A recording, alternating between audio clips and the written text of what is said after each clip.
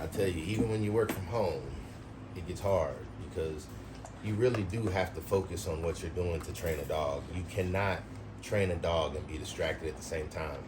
They know if you're paying attention to them. And if you're not paying attention to them, they're not going to be motivated to do what you ask them to do. So even though I'm just handing food through this cage, he knows when I'm engaging with him and when I'm not. And so he shuts off when I shut off. So that's why I tell people you can't be on your phone and engage with the dog at the same time. It's not possible. But you're doing good.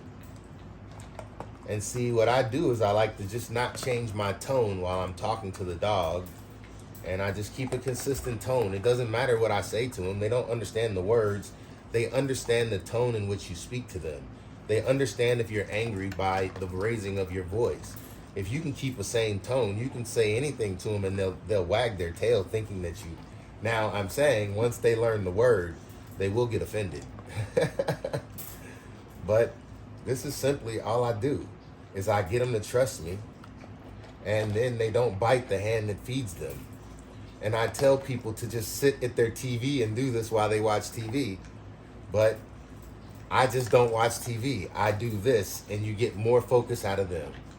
He's a lazy guy, but I'm just happy that he's doing what he's doing. So we're just focusing on him for now.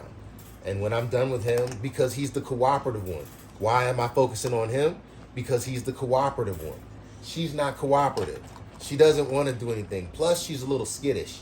And what I mean by skittish is she's scared. She has an internal fear, something that doesn't make her trust.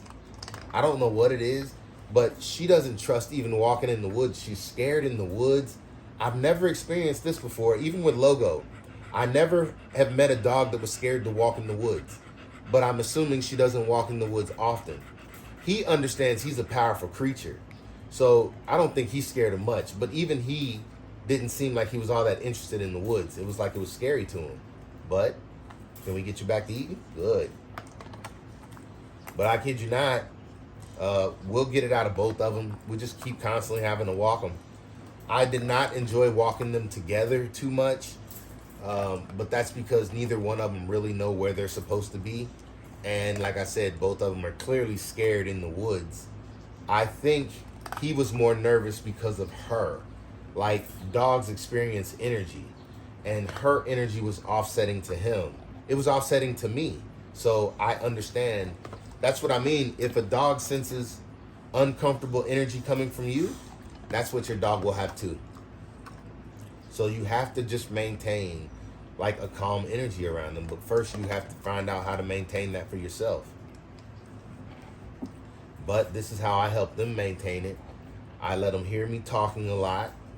Let them know that I'm around, and I let them know that after we just went on that heck of a journey, I'm the one who brought them food.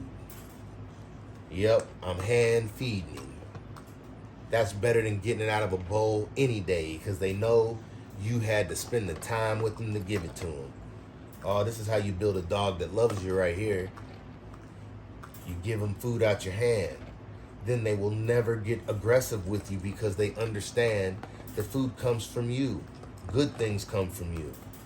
I'm letting him do this in this scenario so that when we let him out this cage, he'll know he can be calm and still get food out of my hand.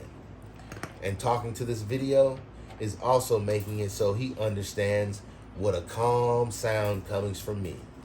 This is his baseline of engagement with me. A baseline. I could be talking to him and telling him, good boy. I could be saying his name right now over and over in repetition so that he understands his name, which I'll show you what that looks like. Good boy, Gambit. Gambit. Good boy, Gambit. Good boy, Gambit. Good boy, Gambit. Good boy, Gambit.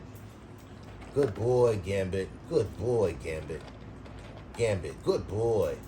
And see, this way you make a habit of telling your dog that they're good more than you make a habit of telling them they're bad.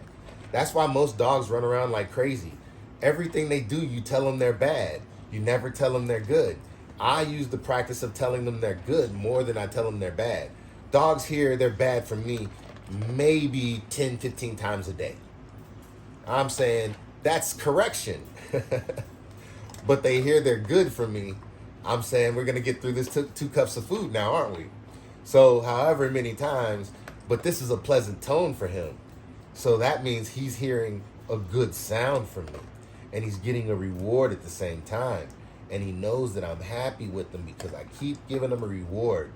But this reward is nothing more than just his food. That's right.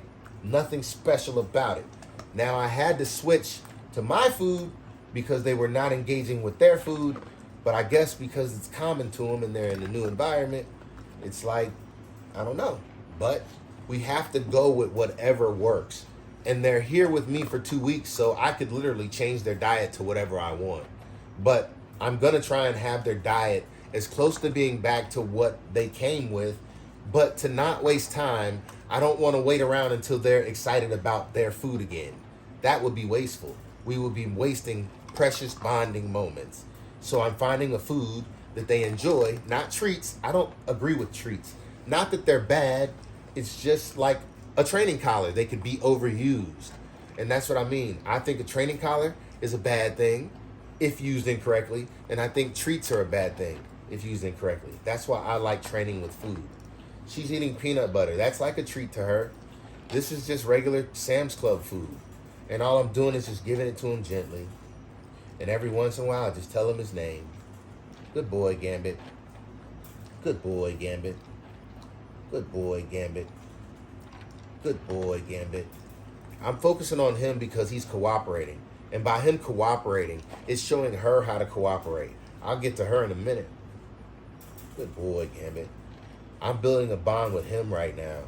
And I'm getting him to focus on me. It's a little lazy focus. Yeah, but they didn't say they wanted an aggressive dog. They wanted a calm dog when they got back. That's what they said. We want a calm dog. So what do you do to make a calm dog? You calm him down. That's what I'm doing. I'm making him be calm and wait for me to give him his next kibble. He's sitting there patiently. He's sitting there patiently and waiting for it to come to him. And by teaching him how to wait now, he will learn how to wait when we get outside and I start teaching him how to sit and stay better. When I start teaching him how to sit on a mat. This is all just getting him to understand good things come from my hand, and be patient and wait for the next one. It will sure come to you. If you're patient.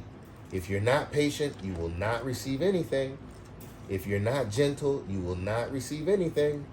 And see, even by talking to him like this, he's understanding. Come on, you know you want it. But another good thing about feeding like this, you will never have an overweight dog. Never. As soon as he's tired of taking food, he will also be tired of listening to me. That's how this works. Once his stomach gets full, he will be like, I don't want anymore. And how he will show me he doesn't want anymore is simply by not taking anymore. And then you'll learn when your puppy needs to use the bathroom this way too. Because normally when they're done eating, they want to go to the bathroom not long after.